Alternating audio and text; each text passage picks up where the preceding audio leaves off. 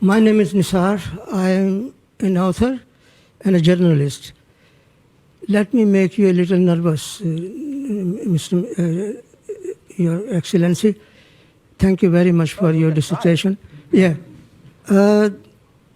Kashmiris are up in arms because India is occupying Kashmir illegally. That's the reason why they are protesting. Now, given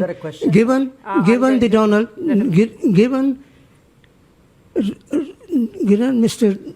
Trump's zeal for striking peace and peace deal, can Narendra Modi use his friendship with Donald Trump to solve out the problem of Kashmir? There are 1 million soldiers stationed in Kashmir to control 7 million Kashmiris. So what are you going to do about the Kashmir problem? Okay, you haven't spoken about. Can we just capture the question there? Thank you. Look, on Kashmir, actually we have done, I think, a good job solving most of it. I think removing Article 370 was step number one.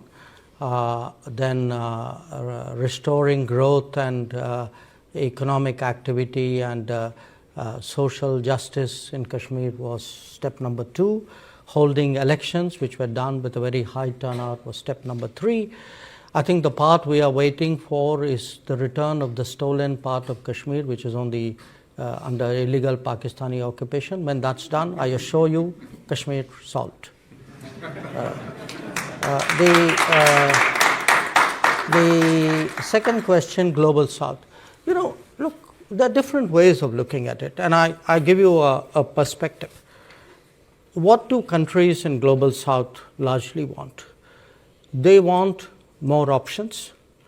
They want more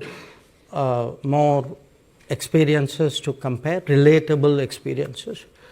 They would like to get into relationships which actually help them build their society on a sustainable basis.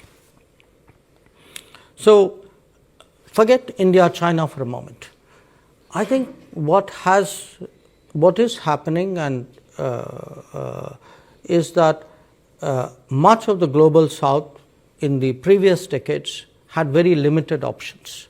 You know, they either had Western options, they had multilateral development banks which were in a way associated with it. Within the Western options, they had maybe some subsets out there. Then at some point, they had Soviet/Russian options. Then you had a set of China options.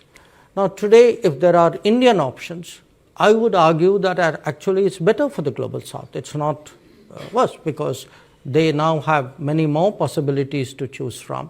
They will be in a position to evaluate which of these options and which of these relationships somewhere fit into their growth aspirations. And I can certainly say, you know, where India is concerned, we have today projects in almost 80 countries of the Global South. We have delivered actually about 600 significant projects in the last many years. And I do think that by doing so, I mean, obviously the partner country is benefited, but it also strengthens the hands of the partner country in dealing with other relationships. So I would not put this negatively at all. In fact, just like I say for India's positioning, a multipolar world is helpful, I think for Global South as well, I think a multipolar world is helpful, and it actually increases their negotiating ability.